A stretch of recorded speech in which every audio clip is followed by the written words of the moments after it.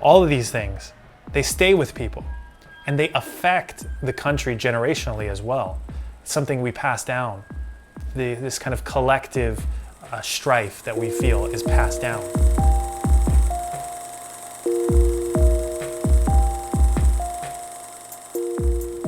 Hey everybody, my name is Nick. I'm a director and editor living in Taiwan, and today I'm going to be talking about the film Ah Fei. So the Taiwanese Film Commission recently digitally remastered this classic Taiwanese film. The film is essentially about family trauma and how it's passed down, and about how male-dominated society hurts and subjugates women. The film follows Ah Fei through her life as the only daughter in a Taiwanese family. In her early life, when the family lives in the country, her father beats her mother and cheats on her, and she sees all of this as a child, watching her father abuse her mother and her mother's pain as she tries to be a good wife and cook and do all the things she's supposed to do. As Ah Fei grows older, family is humiliated and has to pay a bribe because the father has slept with a married woman.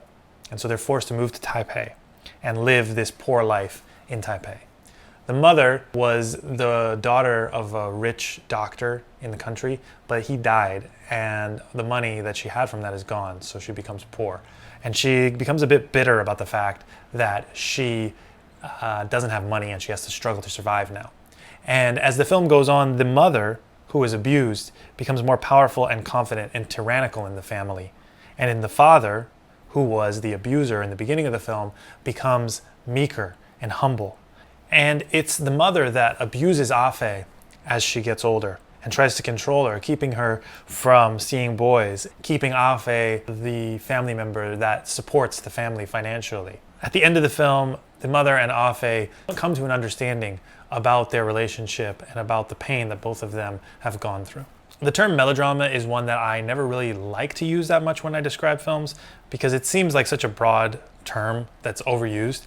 But this film definitely is a melodrama. Watching it now, it feels a little bit cliched in some ways. If this subject matter and this script were filmed today, it would be something that you might see like on the Lifetime movie network. It's like a sappy TV drama. But there are important elements in this film that elevate it from something like that and make it this more complex and thought-provoking classic film. I would say the first thing that elevates it is the character development of the mother. It's very interesting because typically we might feel the need to cast someone as a victim in the beginning of the film and then keep that character sympathetic. You know, the way that the character plays out, she has to be a good person that was beaten and abused, and that's not what happens in this film. The mother is changed by the abuse and becomes distinctly horrible in her own way. And the film doesn't try to excuse that, the way that she's acting. It shows her as being somebody who is very hurtful to Ah Fei. And even though the film acknowledges that this is the direct result of the past abuse that she has faced, the film isn't trying to say that makes this okay. The way that she ends up taking her trauma and her pain out on Ah Fei feels very realistic. And it's realistic in a way that you originally don't expect the film to be. As the mother develops into this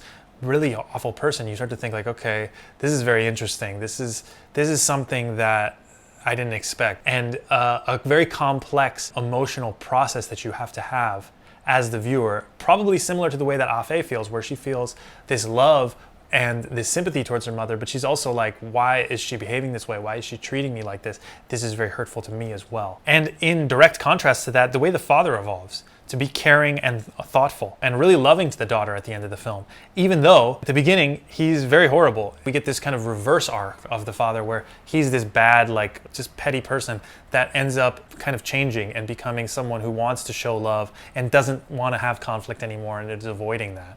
The way that Taiwan itself evolves throughout this story is also very fascinating and interesting. We start out in this rural, poor town where the men and the husbands are in complete control. And then as time goes on, Taiwan modernizes, and Ah Fei, as a woman, through her study and her hard work, becomes this successful, fashionable advertising agent, career woman, right? And so we see this kind of modernization of the woman's role in society. We also see the material needs of the family slowly getting met as Taiwan evolves, where money is more abundant later in the film, right? In the beginning of the film, they're struggling just to get by, and then in the end, the material needs are all met.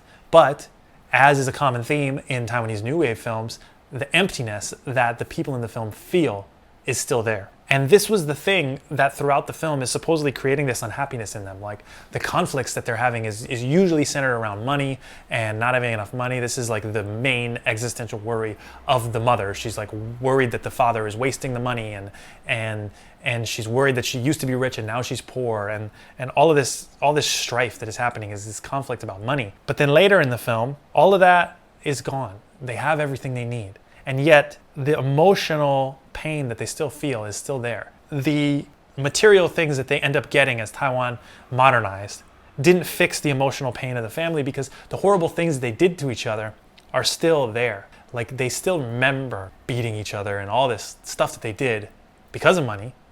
But now with the money there, those memories and that pain still exists. You know, the final shot of the film, which is very beautiful and interesting and thought-provoking, is Ah Fei and her mother breaking down, crying in each other's arms as they understand what they've done to each other. And the camera pans out of the window, revealing that they're one family in a sea of windows in this building. And then we pan across and we realize that this is one building in a sea of buildings in Taipei City. And what we're saying here, I think, is that everyone in Taiwan, in this country, which is modernizing and finding comfort and security and newfound wealth, all these people have this collective emotional pain and trauma, you know, and it hasn't been fixed by the modernization of Taiwan. The things that have happened to the people in Taiwan, whatever it may be, whether it's growing up in poverty, having abuse by your partner, or your parents hurting each other, or political persecution, or the garbage not coming on time, or war, all of these things, they stay with people and they affect the country generationally as well. Something we pass down. This kind of collective strife that we feel is passed down. Even though this film is very melodramatic and over the top, there are a lot of complex, interesting themes that are politically relevant, just relevant specifically to understanding Taiwan and the emotional feelings and kind of wavelength that the people are on here.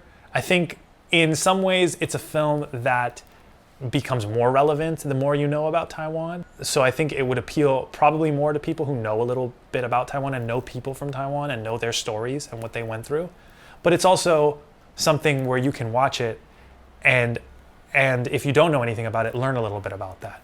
And so I can tell you, if you're coming from the perspective of not knowing much about Taiwan and you think this is just over-the-top melodrama that is kind of a little silly and unrealistic, I can say that there are interesting, realistic elements in this movie, and the story of this film is a real kind of grounded story that's grounded in the reality of the people. I would say on the technical side, in many instances, the framing and the blocking are very meticulous, and you can tell that a lot of thought is put into where people stand in the frame in a way that I really appreciate and is often neglected today in movies.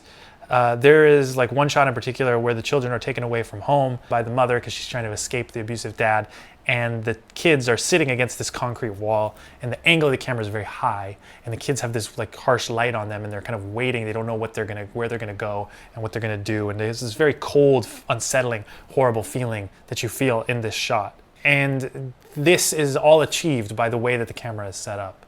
I do think that the filmmaking style does feel a little rigid and dated, perhaps because of these techniques, but also because of some of the technical limitations and aesthetic preferences of the time. You know, there's this old filmmaking feel to the movie in some places. But then in other places, what's very interesting about this film is that there is fluid experimentation that happens, that pop up every once in a while. There's a scene where the teacher is walking through the classroom looking at everybody's handmade drawings. That's really interesting.